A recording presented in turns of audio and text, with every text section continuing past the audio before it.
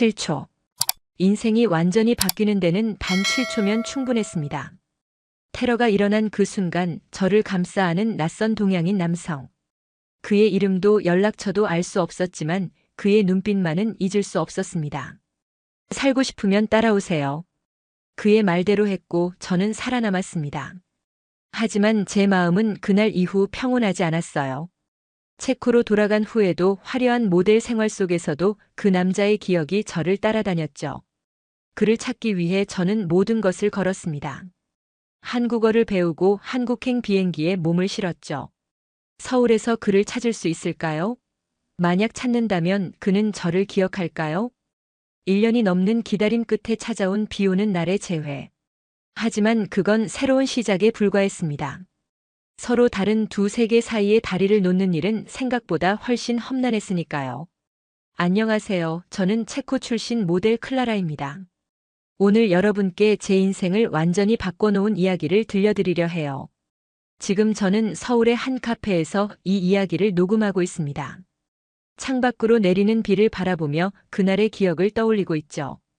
2023년 초여름 터키 이스탄불에서의 일이었습니다. 제가 국제 패션 브랜드의 화보 촬영을 위해 방문했을 때였어요. 화창한 날씨, 아름다운 건물들, 그리고 활기찬 시장의 모습까지. 모든 것이 완벽했죠.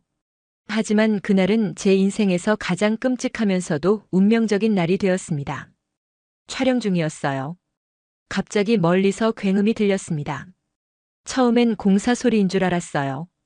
하지만 이어진 비명 소리와 함께 사람들이 달리기 시작했죠. 모두가 혼란스러워했어요.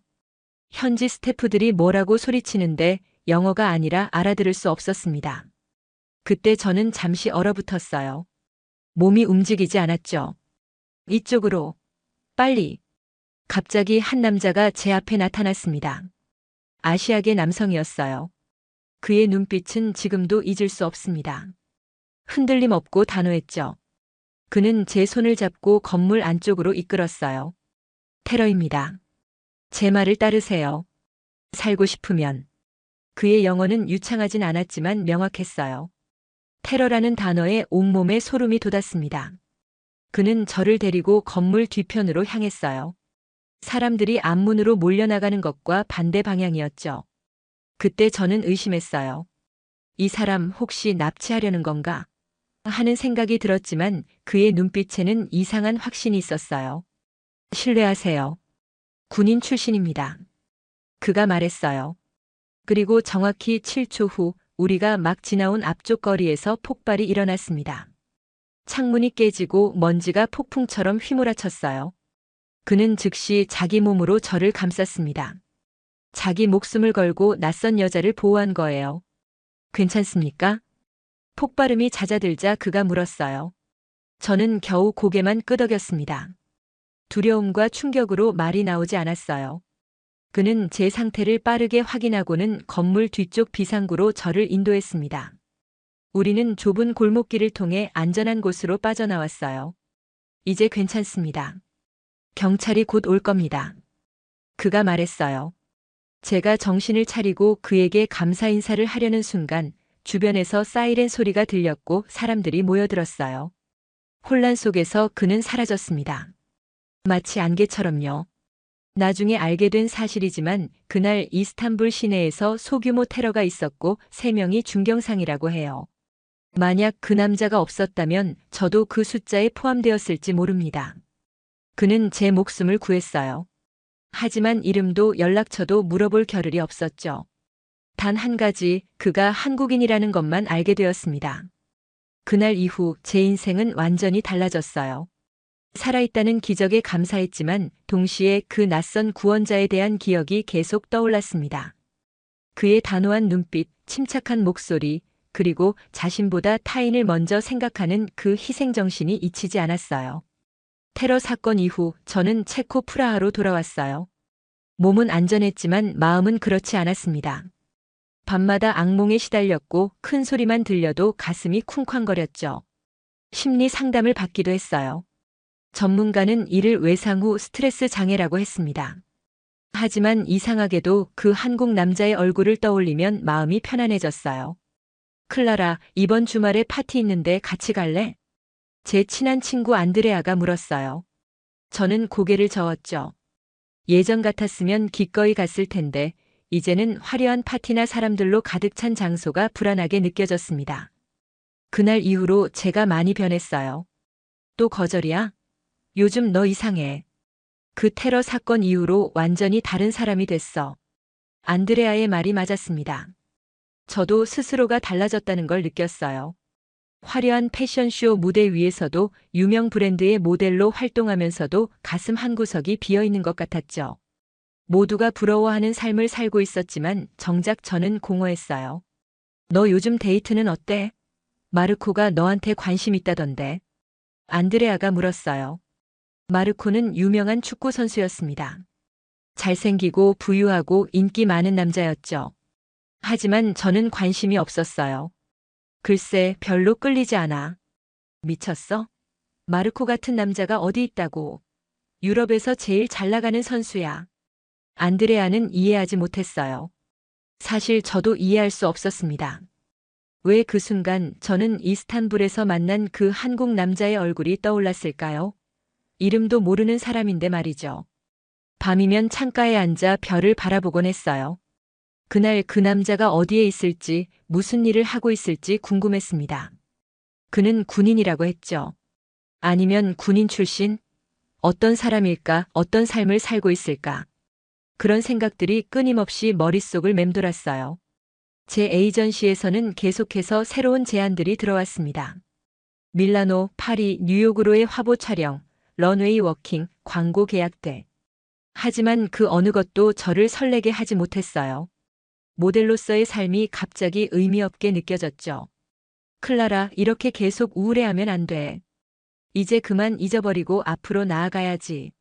어머니가 전화로 말씀하셨어요. 하지만 잊는 게 쉽지 않았습니다.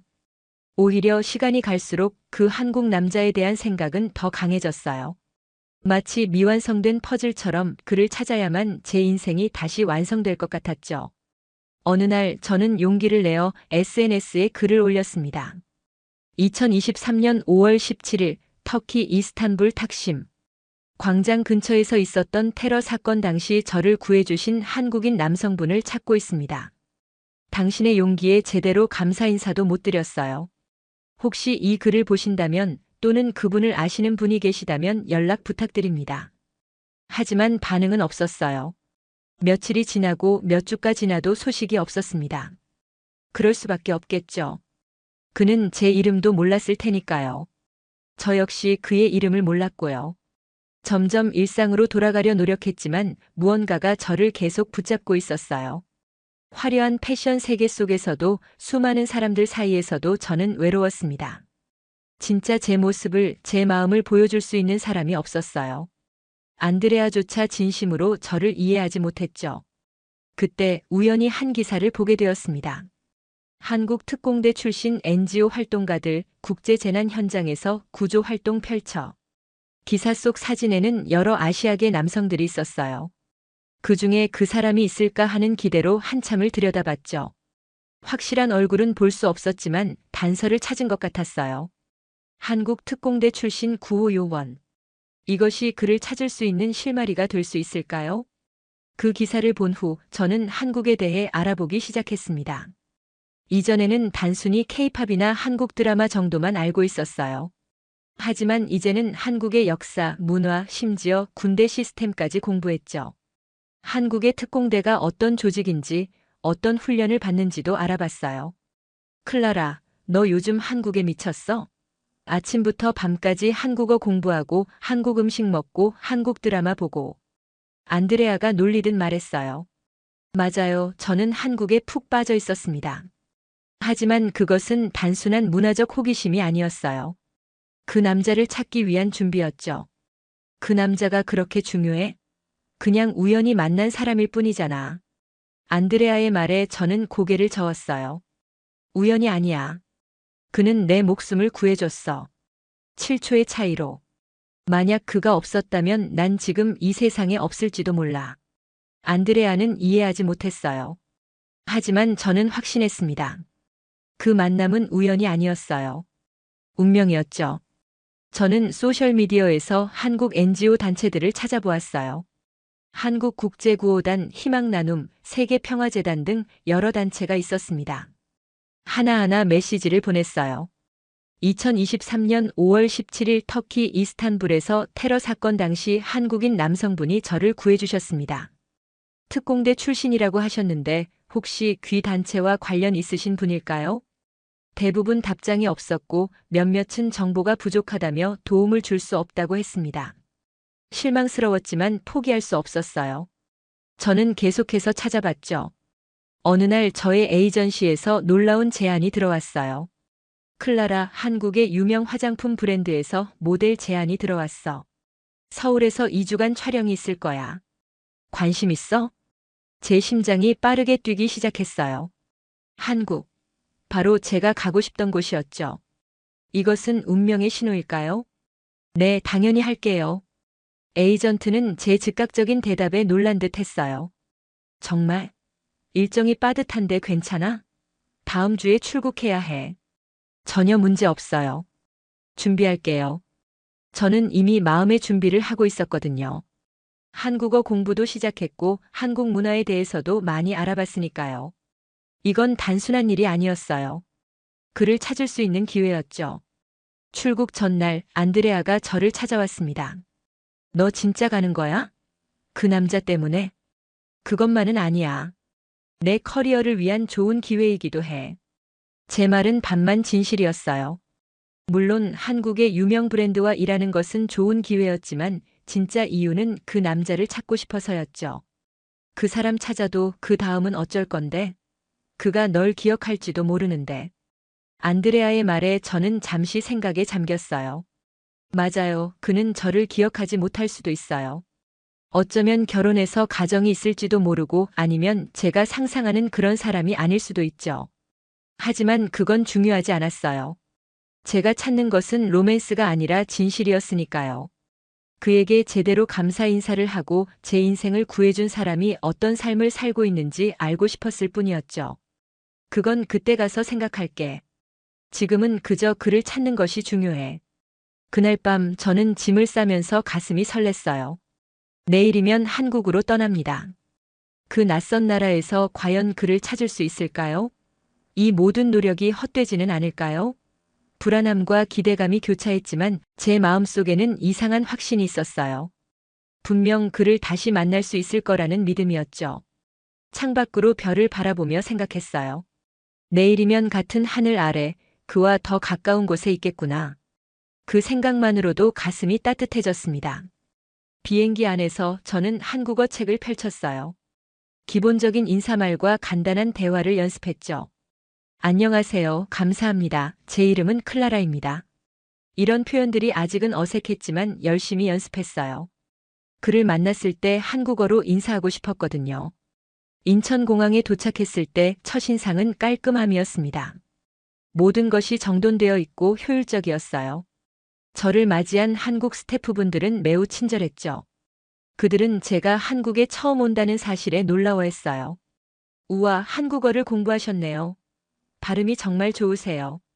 제 서툰 한국어에 과분한 칭찬을 해주셨죠. 저는 쑥스러워하며 웃었어요. 아직 실력이 많이 부족했지만 그래도 노력한 보람이 있었습니다. 서울 시내로 향하는 차 안에서 저는 창밖 풍경에 매료되었어요.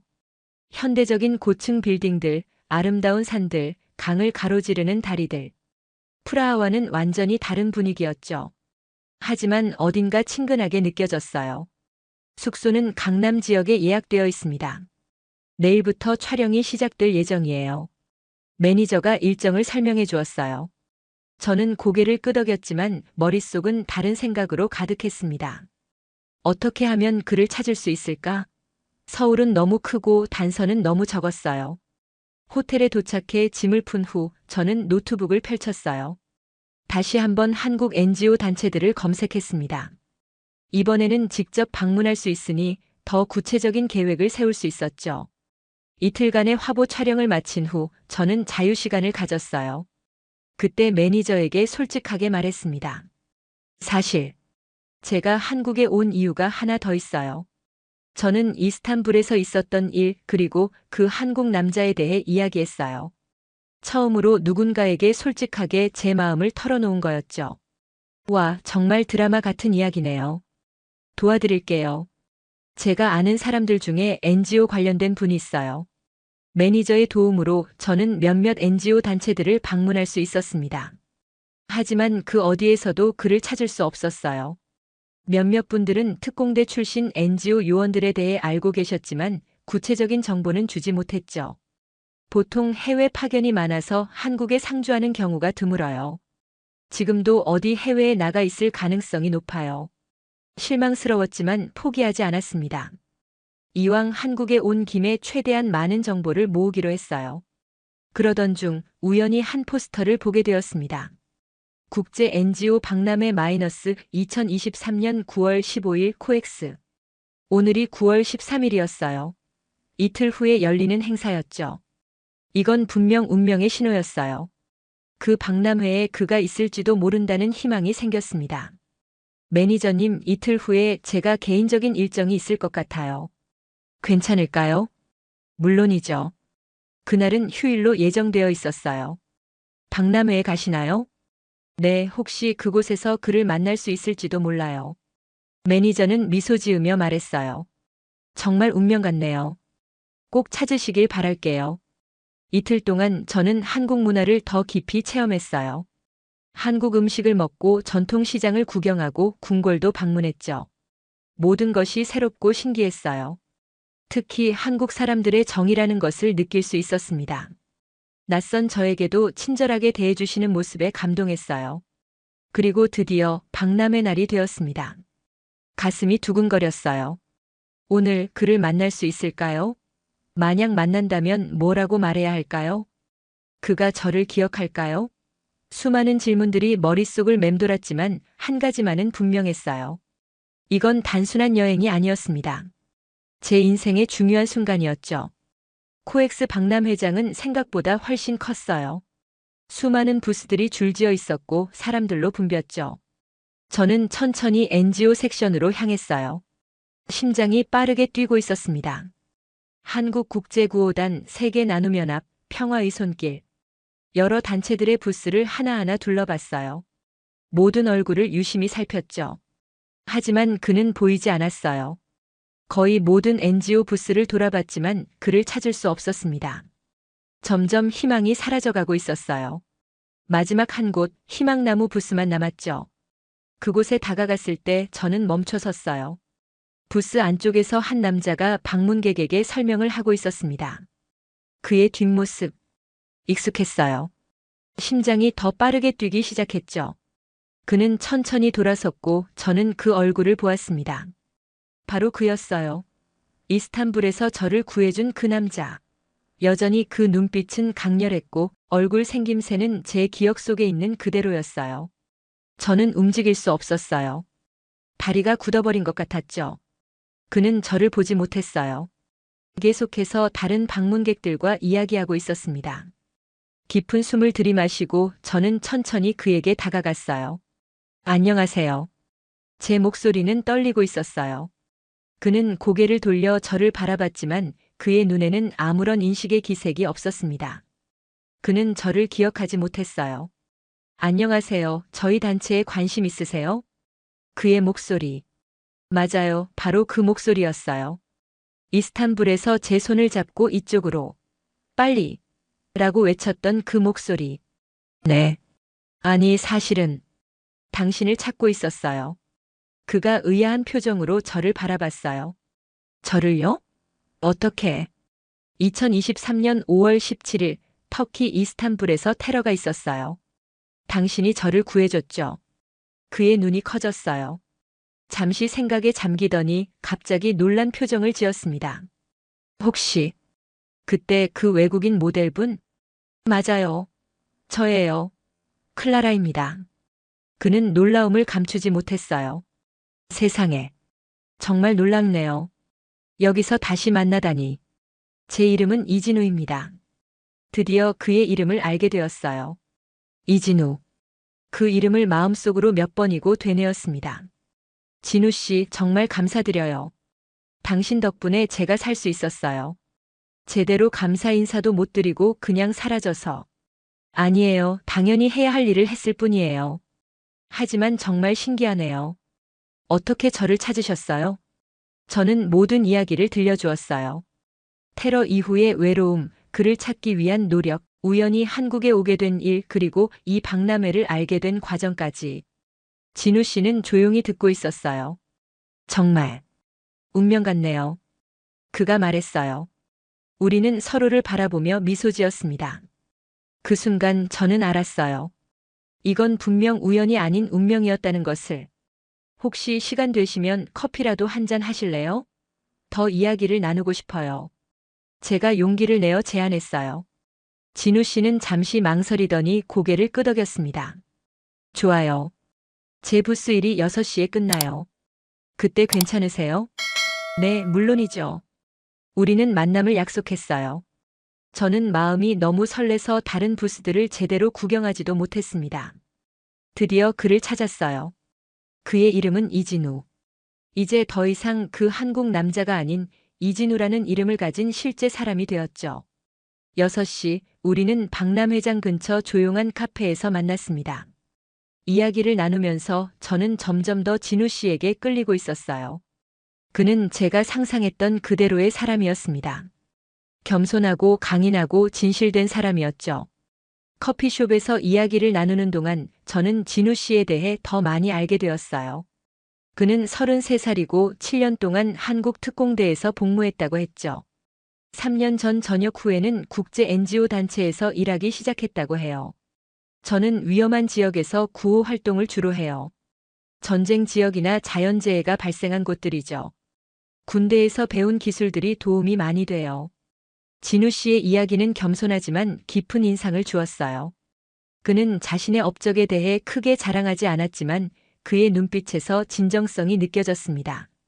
그럼 이스탄불에서는 무슨 일을 하고 계셨어요? 제가 물었어요. 진우 씨는 잠시 생각에 잠기더니 말했죠. 사실, 그때는 휴가 중이었어요. 시리아 난민촌에서 3개월간 활동하고 잠시 쉬고 있었죠. 이스탄불은 다음 임무지로 가기 전 잠시 들른 곳이었어요. 그런데 휴가 중에도 남을 구하러 뛰어드셨군요. 진우 씨는 쑥스러운 듯 웃었어요. 그건 본능적인 반응이었어요. 군 생활을 오래 하다 보니 위험한 상황을 감지하는 감각이 예민해졌거든요. 그날도 뭔가 이상한 낌새를 느끼고 주변을 살피고 있었죠. 그러다 촬영 중인 클라라 씨를 봤고 상황이 심상치 않다는 걸 알았어요. 정말 감사해요. 당신이 아니었다면 저는 지금 이 자리에 없었을 거예요. 진우 씨는 고개를 저었어요. 그런 말씀 마세요. 누구든 그런 상황이면 같은 행동을 했을 거예요. 하지만 저는 그렇지 않다고 생각했어요. 아무나 다른 사람을 위해 위험을 감수하지는 않죠. 특히 낯선 외국인을 위해서는요. 이야기를 나누다 보니 시간이 빠르게 흘렀어요. 저는 진우 씨가 어디에 사는지 물었습니다. 저는 서울 변두리 고시원에 살고 있어요. 별로 특별할 것 없는 곳이에요. 고시원이 뭔가요? 아주 작은 방들이 많이 있는 건물이에요. 주로 학생이나 직장인들이 저렴하게 지내는 곳이죠. 저는 놀랐어요. 진우 씨 같이 대단한 일을 하는 사람이 왜 그런 작은 방에 살고 있는 건지 이해할 수 없었죠. 왜 그런 곳에 사세요? 더 좋은 곳에 살 수 있지 않나요? 진우 씨는 미소 지었어요. 돈을 많이 쓸 필요가 없어요. 제가 받는 급여의 대부분은 가족들과 도움이 필요한 사람들을 위해 써요. 저한테는 잠만 잘 수 있는 공간이면 충분해요. 그의 말에 가슴이 따뜻해졌어요. 진우 씨는 제가 지금까지 만났던 사람들과는 달랐습니다. 겉모습이나 물질적인 것에 가치를 두지 않았죠. 진정한 가치를 아는 사람이었어요. 가족분들은 어떠세요? 부모님은 강원도 시골에 계세요. 그리고 형이 한 명 있었어요. 있었어요라는 말에 저는 가슴이 아팠어요. 혹시 무슨 일이 있으셨나요? 진우 씨의 눈빛이 잠시 어두워졌어요. 네, 형은 5년 전에 해외 파병 중 테러로 목숨을 잃었어요. 그때부터 제가 테러와 전쟁의 위험성을 더 깊이 느끼게 됐죠. 그리고 군 생활을 마친 후에는 사람들의 생명을 구하는 일을 하기로 결심했어요. 진우 씨의 이야기에 저는 깊은 감동을 받았어요. 개인적인 상처를 다른 사람들을 돕는 원동력으로 바꾼 그의 모습이 존경스러웠죠. 대화를 나누면서 저는 한류로 알려진 화려한 한국의 이미지와는 다른 진짜 한국인의 모습을 보게 되었어요. 책임감, 헌신, 겸손. 이런 가치들이 진우 씨의 모든 말과 행동에 묻어났습니다. 클라라 씨는 얼마나 한국에 계실 예정인가요? 진우 씨가 물었어요. 원래는 2주 예정이었는데 조금 더 연장할 수도 있을 것 같아요. 저는 솔직하게 말했어요. 진우 씨를 만난 지금 더 이상 서둘러 돌아갈 이유가 없었으니까요. 그의 눈빛이 조금 밝아지는 것 같았어요. 그렇군요. 그럼 혹시 다음 주말에 시간 되시면 서울 구경을 시켜드려도 될까요? 관광객들이 잘 모르는 곳들로 안내해 드릴게요. 제 심장이 뛰었어요. 그것은 데이트 신청처럼 들렸거든요. 네, 정말 좋아요. 기대할게요. 이렇게 우리의 첫 만남은 끝이 났어요. 헤어질 때 우리는 연락처를 교환했죠. 호텔로 돌아오는 길에 저는 행복감에 가득 차 있었어요. 드디어 그를 찾았고 그는 제가 상상했던 것보다 더 멋진 사람이었습니다. 진우 씨와의 첫 만남 이후 우리는 종종 메시지를 주고받았어요. 그는 항상 바빠 보였지만 제 메시지에는 성실하게 답장을 주었죠. 주말에 만나기로 한 약속을 기다리며 저는 모든 스케줄을 조정했어요. 그런데 전화가 왔습니다. 체코의 에이전시에서요. 클라라, 큰 기회가 왔어. 파리 패션 위크에 참여할 수 있는 자리가 생겼어. 다음 주에 바로 파리로 가야 해. 제 심장이 무거워졌어요. 이건 정말 중요한 기회였지만 진우 씨와의 약속을 지키고 싶었거든요. 생각해 볼게요. 내일 답변 드릴게요. 전화를 끊고 저는 창밖을 바라보았어요. 지금 진우 씨에게 연락하면 어떨까? 하지만 이런 개인적인 고민을 나눌 만큼 친하지 않았죠. 우리는 아직 서로에 대해 알아가는 단계였으니까요. 다음 날 진우 씨에게서 메시지가 왔어요. 클라라 씨 주말 계획 세웠어요. 한강공원, 북촌 한옥마을, 그리고 제가 자주 가는 작은 식당도 소개해드리고 싶어요. 기대하셔도 좋아요. 그의 메시지에는 기대감이 묻어났어요. 저는 무거운 마음으로 답장을 썼습니다. 진우 씨, 정말 미안해요. 급하게 파리로 가게 됐어요. 패션 위크 참여 요청이 왔거든요. 정말 가고 싶었는데.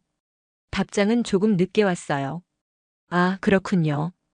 괜찮아요. 클라라 씨의 일이 더 중요하죠.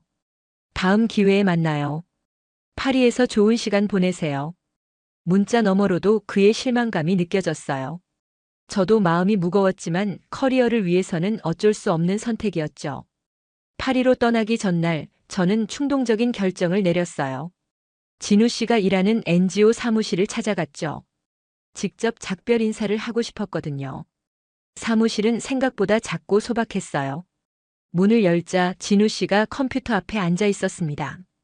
저를 보자 그는 놀란 표정을 지었어요. 클라라 씨? 여기 어떻게? 작별 인사를 직접 하고 싶었어요.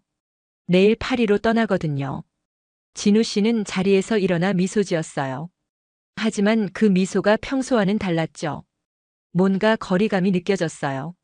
네, 와주셔서 감사해요. 좋은 여행 되시길 바랍니다. 너무 형식적인 인사였어요. 저는 말을 잇지 못했습니다. 무슨 말을 해야 할지 몰랐거든요. 우리 사이에 어색한 침묵이 흘렀어요. 저기, 혹시 제가 뭔가 실례를 했나요? 기분이 안 좋아 보이세요. 제가 조심스럽게 물었어요. 진우 씨는 고개를 저었습니다. 아니에요. 그냥, 일이 좀 많아서요. 하지만 저는 그의 눈빛에서 다른 감정을 읽을 수 있었어요. 실망감? 아니면 서운함? 정확히 알 수 없었지만 뭔가 잘못되었다는 느낌이 들었죠. 솔직히 말해주세요. 제가 약속을 취소해서 서운하신 건가요? 진우 씨는 잠시 망설이다가 말했어요. 서운하다기보다는 다른 세계 사람이라는 느낌이 들었어요. 클라라 씨는 화려한 패션 세계의 사람이고 저는 이렇게 작은 사무실에서 일하는 평범한 사람이니까요. 그의 말에 가슴이 아팠어요. 진우 씨가 저와 자신을 다른 세계 사람으로 생각하고 있었다니요. 아니에요. 전 그렇게 생각하지 않아요. 저와 진우 씨는 말을 이으려는 순간 진우 씨의 전화가 울렸어요. 그는 전화를 받고 급하게 일어섰습니다. 죄송해요, 클라라 씨. 급한 일이 생겼어요. 이만 가봐야 할 것 같습니다. 그는 서둘러 자켓을 집어들었어요. 하지만 우리 이야기가 다음에 뵐 기회가 있으면 그때 계속하죠. 안녕히 가세요, 클라라 씨. 진우 씨는 그렇게 말하고 서둘러 사무실을 나갔어요. 저는 그 자리에 혼자 남겨졌죠. 마음은 복잡했어요. 왜 이렇게 됐을까? 진우 씨가 정말 저와 자신을 다른 세계 사람이라고 생각하는 걸까요? 그날 밤 호텔방에서 저는 결정을 내려야 했어요. 파리로 갈 것인가 아니면 서울에 더 머물 것인가. 커리어와 마음 사이에서 갈등했죠. 하지만 지금 이대로 떠나면 진우 씨와의 오해가 풀리지 않을 것 같았어요. 결국 저는 용기를 내어 에이전시에 전화했습니다. 죄송해요. 하지만 이번 파리 패션 위크는 참여하기 어려울 것 같아요. 에이전트는 믿을 수 없다는 듯한 목소리로 물었어요. 클라라, 정신 차려. 이건 내 커리어의 엄청난 기회야. 무슨 이유로? 저는 잠시 망설였지만 솔직하게 말했습니다. 제가 사람을 만났어요. 정리해야 할 감정이 있어요. 전화기 너머로 깊은 한숨 소리가 들렸어요. 알았어. 하지만 이건 정말 큰 결정이야. 후회하지 않길 바랄게. 전화를 끊고 저는 진우 씨에게 메시지를 보냈어요. 진우 씨, 저 파리 안 가기로 했어요. 내일 시간 되시면 만나서 얘기하고 싶어요. 하지만 답장은 오지 않았어요. 밤새도록 기다렸지만 진우 씨의 메시지는 없었습니다. 혹시 화가 난 걸까요? 아니면 제 메시지를 못 본 걸까요? 불안한 마음으로 밤을 지새웠어요. 다음 날 아침 여전히 진우 씨에게서 답장은 없었어요. 저는 다시 한번 메시지를 보냈습니다. 진우 씨, 괜찮으세요? 답장이 없어서 걱정됩니다. 오늘 만날 수 있을까요? 하지만 이번에도 답장은 오지 않았어요. 불안한 마음에 저는 NGO 사무실로 직접 찾아가기로 했습니다. 어제 그곳에서 진우 씨를 만났으니까요. 사무실에 도착했을 때 한 여성분이 저를 맞이했어요. 안녕하세요. 무엇을 도와드릴까요? 저기, 이진우 씨를 찾고 있어요. 여성은 잠시 고민하더니 말했죠. 진우 씨요? 어젯밤 긴급 구호 요청으로 출국하셨어요. 터키와 시리아 국경 지역에 큰 지진이 있어서 저는 충격을 받았어요. 진우 씨가 출국했다고요? 그것도 아무런 연락 없이? 언제 돌아오시나요? 글쎄요, 보통 이런 임무는 몇 주에서 몇 달까지도 걸려요. 정확한 일정은 현지 상황에 따라 달라지죠. 저는 말문이 막혔어요. 왜 진우 씨는 아무런 말도 없이 떠난 걸까요? 어제 우리가 어색하게 헤어진 후 바로 출국 준비를 한 걸까요? 혹시 제가 남긴 메시지를 진우 씨에게 전달해 주실 수 있을까요? 죄송하지만 현재 그쪽은 통신이 원활하지 않아요. 지진으로 인프라가 많이 파괴되었거든요. 메시지를 남겨두시면 연락이 닿는 대로 전달해 드릴게요. 저는 종이에 제 연락처와 짧은 메시지를 남겼어요. 진우 씨, 파리 안 가기로 했어요. 돌아오시면 꼭 연락 주세요. 클라라. 사무실을 나와 호텔로 돌아가는 길에 마음이 무거웠어요. 이것이 우리의 마지막 만남이 될까요? 진우 씨는 왜 아무런 말도 없이 떠난 걸까요? 저에 대한 감정이 없어서일까요? 아니면 정말 급한 상황이라 연락할 시간이 없었던 걸까요? 호텔에 도착해서 저는 다시 한번 에이전시에 전화했어요. 혹시 아직 파리 패션 위크 자리가 있나요? 하지만 이미 늦었다는 답변이 돌아왔어요. 제 자리는 다른 모델에게 갔다고 했죠. 저는 깊은 한숨을 내쉬었습니다. 커리어의 기회도 놓치고 진우 씨도 만날 수 없게 됐네요. 그때 매니저의 전화가 왔어요. 클라라 씨, 좋은 소식이 있어요. 한국 브랜드에서 장기 계약을 제안했어요. 3개월간 한국에 머물면서 여러 화보와 광고를 찍는 거예요. 관심 있으신가요? 저는 망설임 없이 대답했어요. 네, 할게요. 매니저는 놀란 듯 했어요. 와, 생각보다 빠른 결정이네요. 뭔가 특별한 이유라도? 네. 한국에 더 있어야 할 이유가 생겼어요. 그렇게 저는 한국에 남기로 했습니다. 진우 씨가 돌아올 때까지 기다리기로 마음먹었어요. 물론 그가 돌아와서 저에게 관심이 없다고 해도 최소한 제대로 된 대화는 나누고 싶었거든요. 3개월의 계약 동안 저는 열심히 일했어요. 한국어도 더 열심히 공부했고 한국 문화에 더 깊이 빠져들었죠. 주말에는 NGO 사무실에 들러 진우 씨 소식을 물어보곤 했어요. 하지만 소식은 거의 없었습니다. 가끔 그가 잘 지내고 있다는 짧은 소식만 전해질 뿐이었죠. 그러던 어느 날 NGO 사무실에서 한 이벤트를 주최한다는 소식을 들었어요. 자선기금 모금을 위한 행사였죠. 저는 즉시 참여하기로 했어요. 어쩌면 진우 씨에 대한 더 많은 정보를 얻을 수 있을지도 모른다는 생각에서였죠. 행사에서 저는 진우 씨의 동료들을 많이 만났어요. 그들은 모두 진우 씨에 대해 존경과 애정을 담아 이야기했습니다. 그는 정말 모두에게 신뢰받는 사람이었어요. 클라라 씨, 저희가 모금한 기금으로 현재 진우 씨가 있는 지역에 의료 장비를 보낼 예정이에요. 혹시 진우 씨에게 전할 말씀이 있으시면 저희가 다음 물자와 함께 보내드릴게요. 저는 잠시 생각하다가 작은 편지를 썼어요. 한국어로요. 서툴지만 진심을 담아서요. 진우 씨, 저는 아직 서울에 있어요. 당신을 기다리고 있어요. 안전하게 돌아오세요. 클라라. 편지를 쓰고 나니 갑자기 눈물이 났어요. 왜 이렇게 낯선 사람을 그리워하는 걸까요? 왜 이렇게 마음이 아픈 걸까요? 그때 저는 깨달았어요. 제가 진우 씨에게 이미 마음을 빼앗겼다는 것을요. 사랑에 빠졌다는 것을요. 3개월의 계약이 끝나갈 무렵 저는 중요한 결정을 내렸어요. 서울에 더 오래 머물기로 한 거예요. 저는 에이전시와 협의해 한국을 중심으로 활동하는 것으로 계약을 변경했습니다. 이제 서울은 제 새로운 집이 되었어요. 작은 아파트를 임대했고 한국 생활에 적응해 갔습니다. 매일 아침 근처 공원에서 조깅을 하며 하루를 시작했고 주변 이웃들과도 조금씩 친해졌어요. 물론 언어 장벽이 있었지만 한국어를 열심히 공부하며 극복해 나갔죠.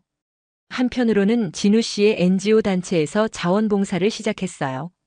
주로 번역이나 홍보물 제작을 도왔죠. 그의 동료들은 저를 따뜻하게 맞아주었습니다. 하지만 가끔 호기심 어린 시선으로 저를 바라봤어요. 클라라 씨, 왜 이렇게 우리 단체에 열심이신 거예요? 혹시 진우 씨 때문에? 한 여직원이 물었을 때 저는 얼굴이 빨개졌어요. 이미 모두가 알고 있는 것 같았죠. 네. 사실 그래요. 하지만 이제는 단체의 활동 자체에도 관심이 생겼어요. 도움이 필요한 사람들을 돕는 일이 정말 의미 있다고 생각해요. 자원봉사를 하면서 저는 진우 씨의 세계를 더 이해하게 되었어요. 그가 왜 이런 일을 선택했는지, 왜 물질적인 것보다 의미 있는 일을 추구하는지 알게 되었죠. 6개월이 지나도록 진우 씨는 돌아오지 않았어요. 가끔씩 그의 소식이 들려왔지만 여전히 현장에서 일하고 있다고 했죠. 처음에는 터키였다가 나중에는 시리아 국경 지역으로 이동했다고 했어요. 위험한 지역이라는 소식에 저는 매일 밤 그의 안전을 기도했습니다. 한국 생활이 익숙해지면서 새로운 도전도 생겼어요. 한 패션 매거진에서 저를 인터뷰하고 싶다고 했죠. 체코 출신 모델, 왜 서울을 선택했나? 라는 주제로요. 인터뷰에서 저는 솔직하게 제 이야기를 들려주었어요. 테러 사건, 진우 씨와의 만남, 그리고 그를 기다리는 지금까지의 여정을요. 그 이야기가 한국 대중들의 관심을 끌었나 봐요. 갑자기 저를 알아보는 사람들이 많아졌고 SNS 팔로워도 급증했어요.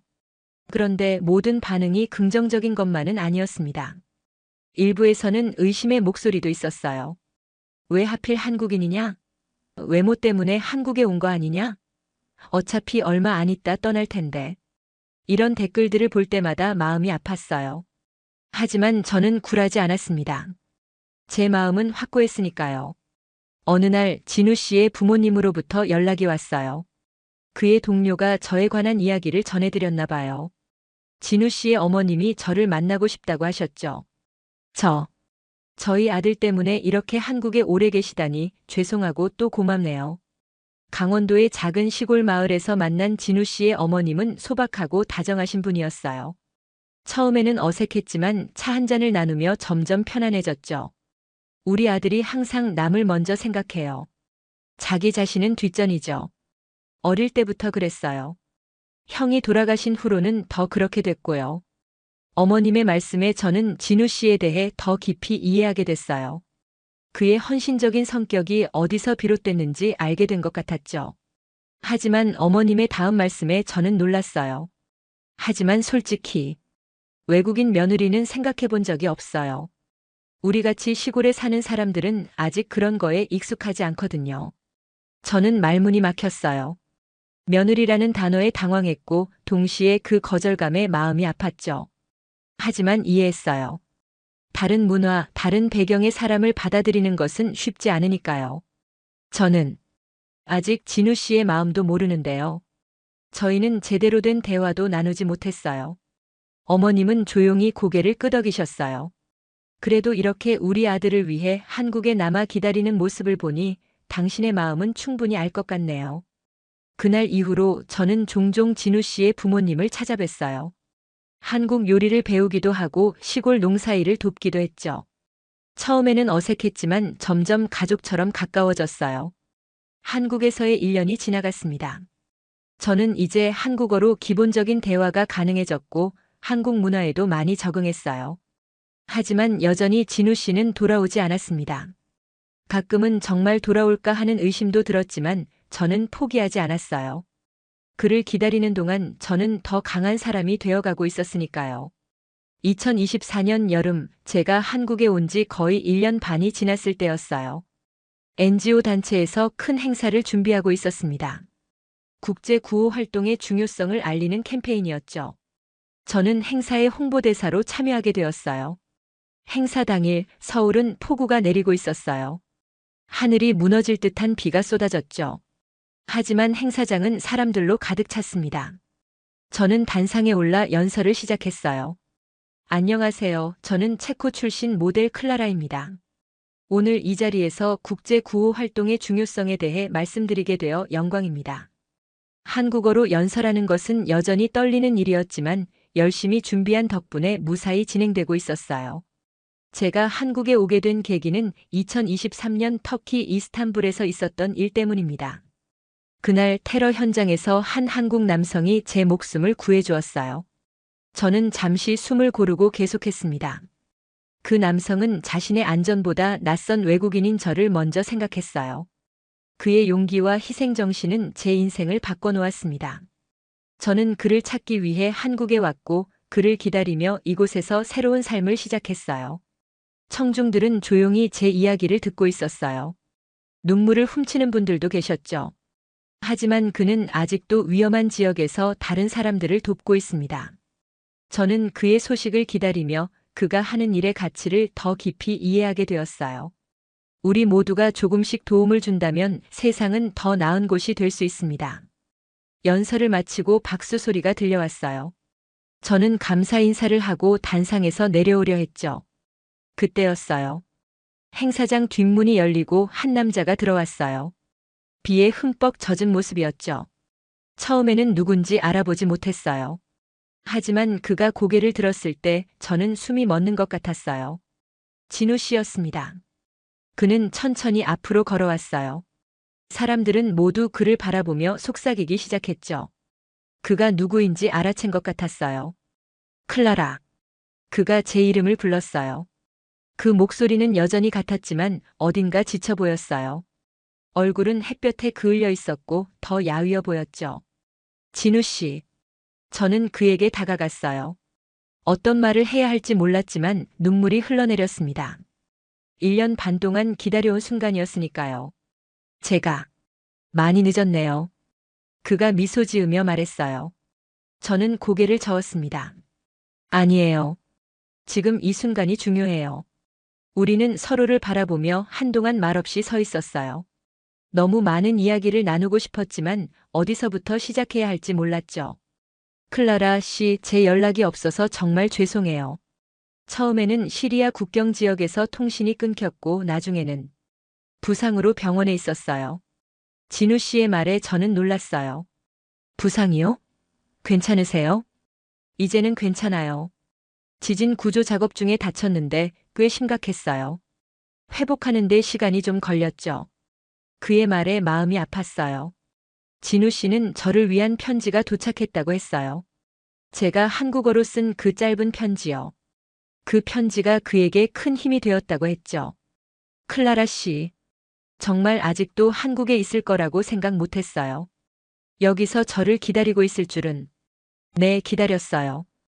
계속 기다렸어요. 진우 씨를 다시 만나고 싶었거든요. 진우 씨의 눈에도 눈물이 고였어요. 왜 그렇게까지 했어요? 당신의 커리어, 당신의 인생이. 저는 용기를 내어 말했어요. 그건 제가 진우 씨를 사랑하게 됐기 때문이에요. 그 말을 듣고 진우 씨는 잠시 움직이지 않았어요. 주변이 조용해졌고 모든 사람들이 우리를 바라보고 있었죠. 하지만 그 순간 저에게는 진우 씨만 보였어요.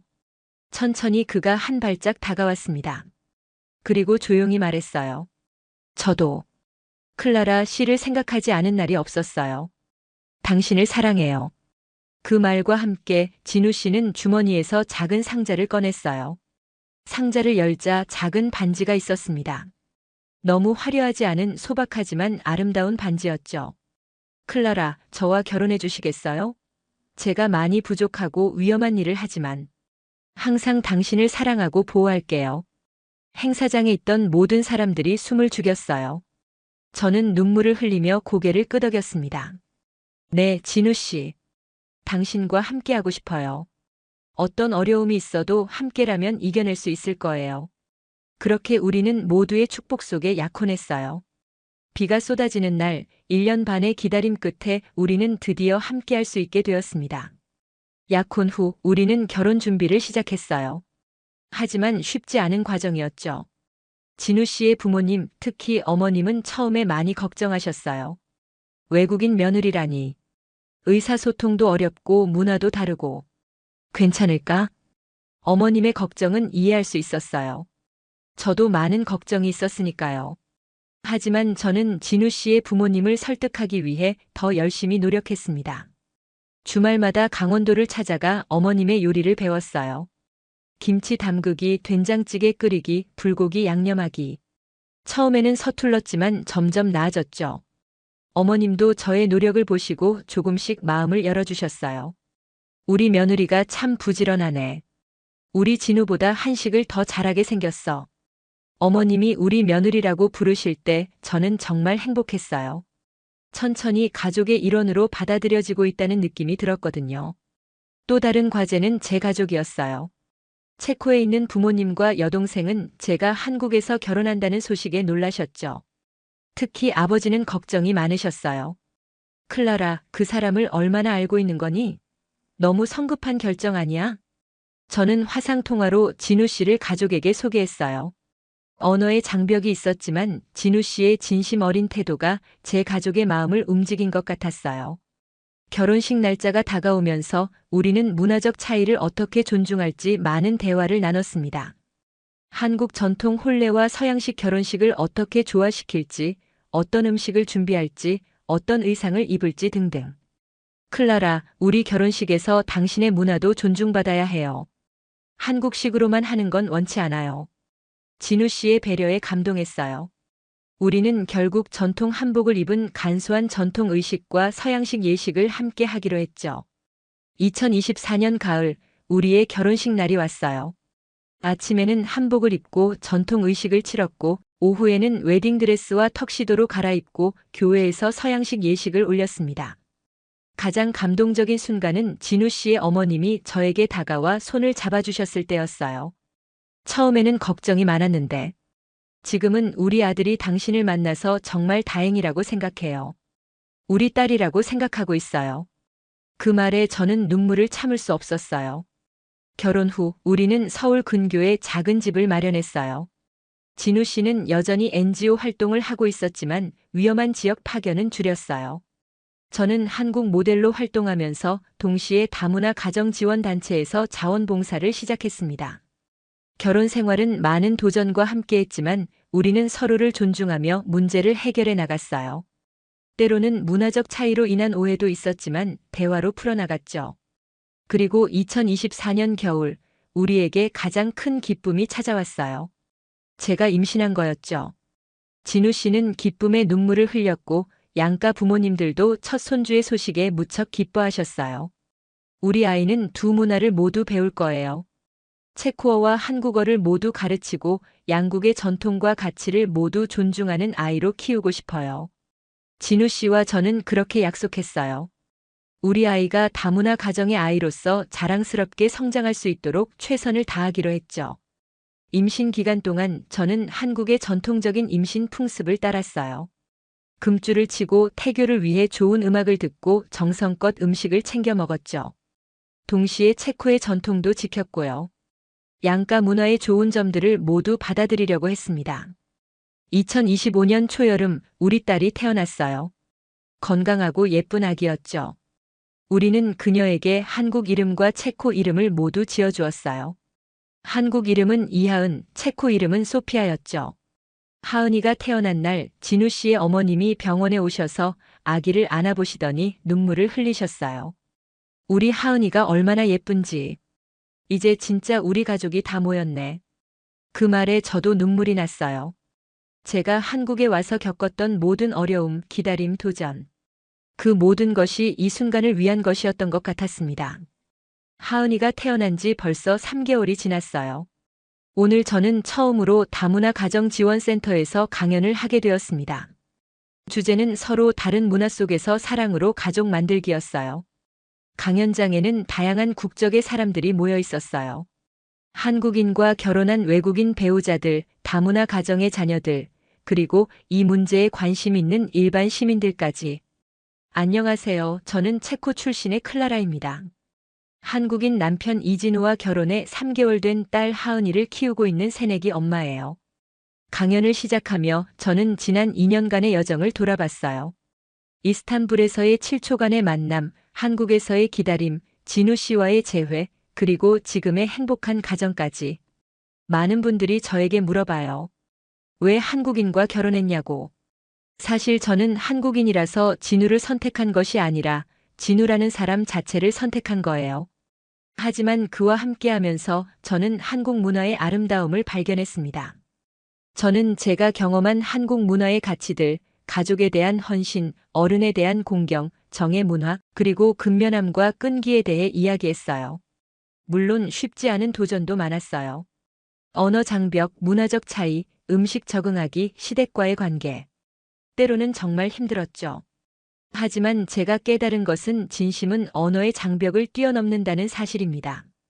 청중들이 고개를 끄덕이는 모습이 보였어요.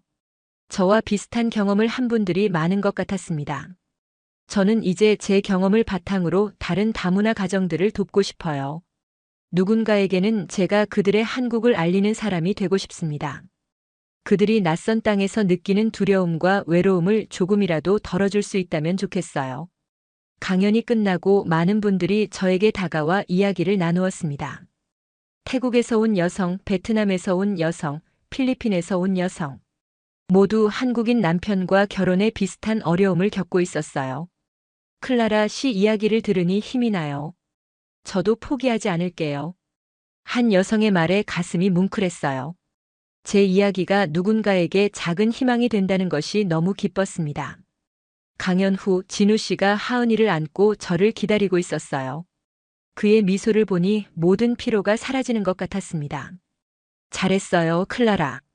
당신 이야기에 많은 분들이 감동받은 것 같아요. 진우 씨의 격려에 저는 행복하게 웃었어요. 집으로 돌아가는 길에 진우 씨가 놀라운 소식을 전해주었습니다. 클라라, 사실은 좋은 소식이 있어요. 제가 새로운 NGO 단체를 설립하기로 했어요. 희망의 달이라는 이름으로 국제 구호와 다문화 가정 지원을 함께 하는 단체예요. 저는 놀라서 진우 씨를 바라봤어요. 정말이요? 언제부터 준비한 거예요? 몇 달 전부터요. 오늘이 특별한 날이라 말하려고 했어요. 그리고 당신이 함께 해주었으면 해요. 당신의 경험과 능력이 큰 도움이 될 거예요. 진우 씨의 제안에 저는 기쁨의 눈물을 흘렸어요. 이것은 제가 꿈꿔왔던 일이었으니까요. 모델로서의 영향력을 사회적 가치를 위해 사용하고 싶었거든요. 물론이죠. 정말 기쁘게 함께 할게요. 그날 밤 하은이를 재우고 저희는 거실에 앉아 미래 계획을 이야기했습니다. 진우 씨는 NGO 단체를 통해 국제적인 구호 활동을 이어갈 것이고 저는 다문화 가정 지원과 인식 개선을 위한 활동을 맡기로 했어요. 클라라, 당신을 만난 건 정말 기적이에요. 그날 이스탄불에서 우연히 만나지 않았다면. 진우 씨의 말에 저는 미소 지었어요. 우연이 아니라 운명이었어요. 저는 그렇게 믿어요. 다음 날 저희는 첫 번째 프로젝트를 시작했습니다. 다문화 이야기 시리즈라는 영상 콘텐츠였어요. 다양한 국적의 사람들이 한국에 적응한 이야기, 그들의 문화를 한국에 알리는 이야기를 담는 프로젝트였죠. 첫 번째 촬영은 제 이야기로 시작했어요. 체코에서의 삶, 이스탄불에서의 사건, 한국에 오게 된 계기, 그리고 지금의 행복한 가정까지. 모든 이야기를 솔직하게 풀어냈습니다. 영상은 큰 반향을 일으켰어요. 많은 사람들이 응원 메시지를 보내주셨고 방송국에서도 연락이 왔습니다. 저희 이야기를 다큐멘터리로 만들고 싶다는 제안이었어요. 진우 씨, 우리 이야기가 이렇게 많은 사람들에게 영감을 줄 줄 몰랐어요. 당신의 용기와 진심이 사람들의 마음을 움직인 거예요. 클라라. 그렇게 저희의 활동은 점점 확대되었습니다. 저는 다문화 모델이자 강연가로 활동하며 동시에 진우 씨와 함께 NGO 활동에도 참여했어요. 하은이는 건강하게 자라났고 이제는 옹알이도 시작했죠. 한국어와 체코어를 동시에 배우는 아이로 키우고 있어요. 어느 날 저는 진우 씨에게 물었습니다. 진우 씨 후회 없어요? 저와 결혼해서요. 진우 씨는 웃으며 대답했어요. 단 한 번도 후회한 적 없어요. 오히려 매일이 감사해요. 당신과 하은이는 제 인생 최고의 선물이니까요. 그의 말에 가슴이 따뜻해졌어요. 저도 매일 감사함을 느끼며 살고 있었습니다. 이스탄불에서의 그 끔찍했던 사건이 이렇게 아름다운 결말로 이어질 줄은 몰랐으니까요. 2024년 가을 드디어 저희 NGO 희망의 다리가 공식 출범했어요. 개소식에는 많은 사람들이 참석했죠. 다문화 가정들, 구호 활동가들, 그리고 저희를 응원해 주시는 많은 분들이요. 개소식에서 진우 씨는 감동적인 연설을 했습니다. 우리 모두는 서로 다른 배경에서 왔지만 같은 꿈을 꿀 수 있어요. 문화와 국경을 넘어 손을 잡을 때 우리는 더 큰 변화를 만들 수 있습니다. 그의 말에 모두가 박수를 보냈어요. 저는 하은이를 안고 그 모습을 지켜보았죠. 얼마나 자랑스러운 순간이었는지 몰라요. 개소식 후 저는 마이크를 잡고 마지막 인사를 전했습니다. 2023년 5월 17일, 그날 이스탄불에서의 7초가 제 인생을 완전히 바꿔놓았어요. 그날 진우 씨가 저를 구해주지 않았다면 지금의 저는 존재하지 않았을 거예요. 단 7초의 만남이 이렇게 큰 변화를 가져올 줄 누가 알았을까요? 청중들은 조용히 귀 기울이고 있었어요. 저는 이제 그 은혜를 다른 사람들에게 나누고 싶어요. 누군가의 인생을 바꿀 수 있는 7초를 만들어내고 싶습니다.